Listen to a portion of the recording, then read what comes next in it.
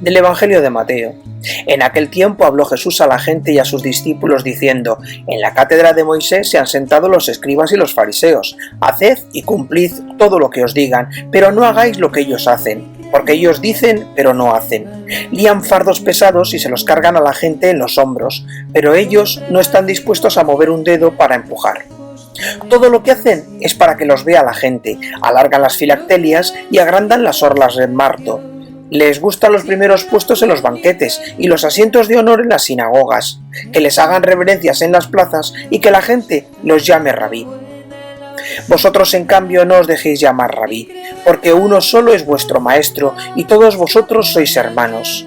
Y no llaméis padre a Padre vuestro a nadie en la tierra, porque uno solo es vuestro Padre, el del cielo. No os dejéis llamar maestros, porque uno solo es vuestro maestro, el Mesías. El primero entre vosotros será vuestro servidor, y el que se enaltece será humillado, y el que se humilla será enaltecido.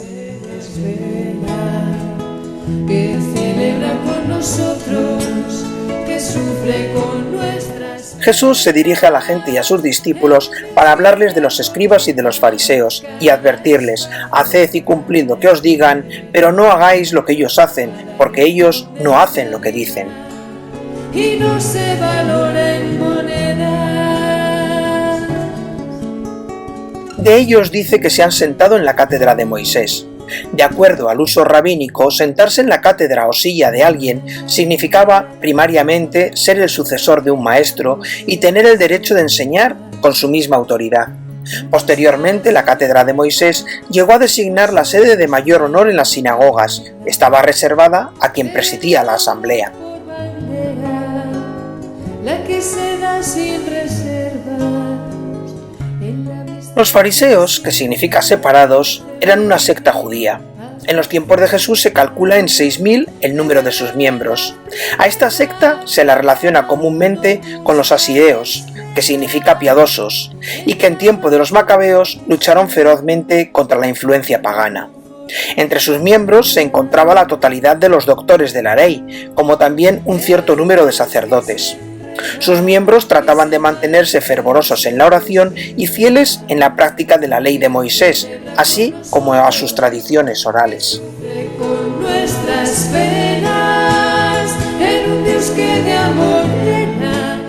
En tiempos de Jesús, los fariseos eran considerados hombres muy virtuosos.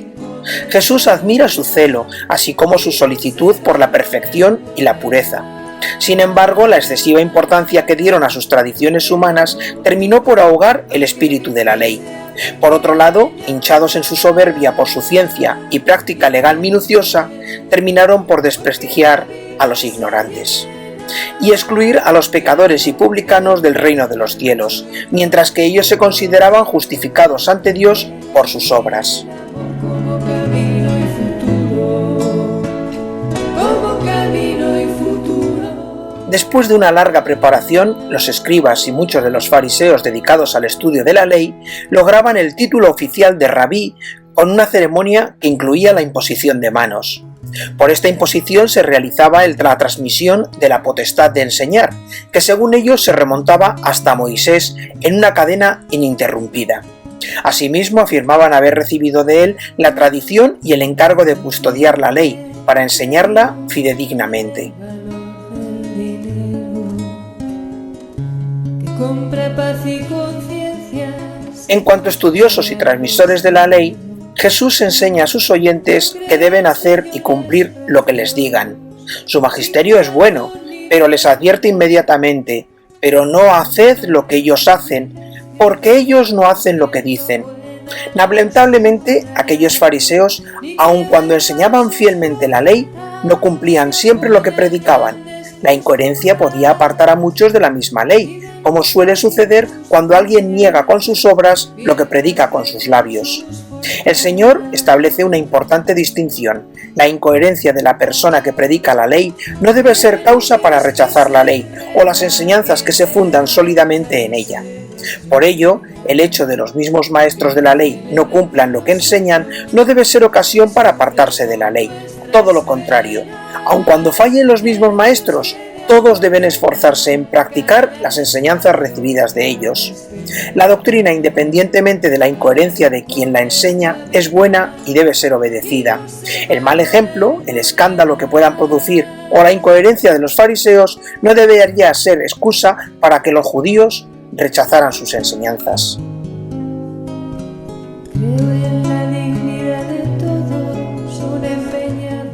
Seguidamente, el Señor denuncia un grave vicio en el que solían caer los fariseos y maestros de la ley. Todo lo que hacen es para que los vea la gente. Ponen su valoración en su mucha ciencia, en su prestigio, en su pureza legal, y terminan buscando ser admirados, reconocidos, reverenciados, aplaudidos por sus obras. No se buscan más que a sí mismos. Con ello, desplazaban a Dios del centro de sus vidas para ponerse ellos mismos en el centro de todo y de todos, y en ese afán de llamar la atención, alargan las filactelias y ensanchan las franjas del manto. Les gustan los primeros puestos en los banquetes y los asientos de honor en las sinagogas, que la gente les haga reverencia en la calle y que la gente los llame maestros.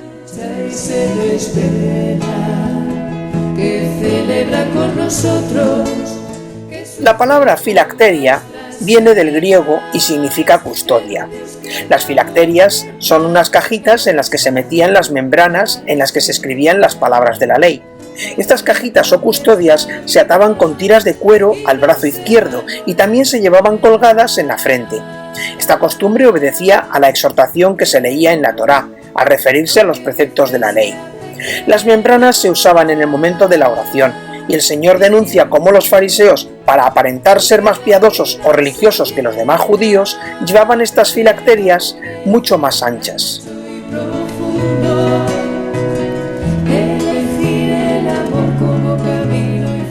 Sobre las franjas del manto o los flecos, se recomendaba en la ley colocar estos flecos en los bordes de los mantos como un recordatorio continuo que invitase a los israelitas al cumplimiento de los mandatos divinos. Los fariseos hacían más largos estos flecos para ostentar su superioridad sobre los demás israelitas, en los que se refería al cumplimiento de la ley.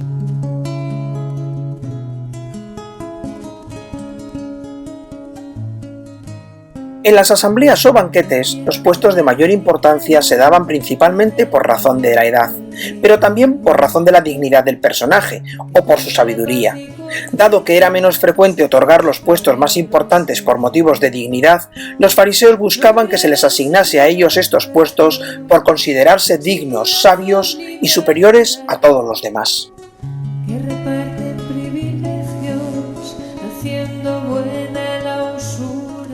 Los discípulos, en cambio, deben cuidarse de no buscarse a sí mismos, de no ceder a la vanidad, a buscar el reconocimiento humano, sino que deben mantener una actitud humilde, aun cuando sean revestidos de gran autoridad y poder.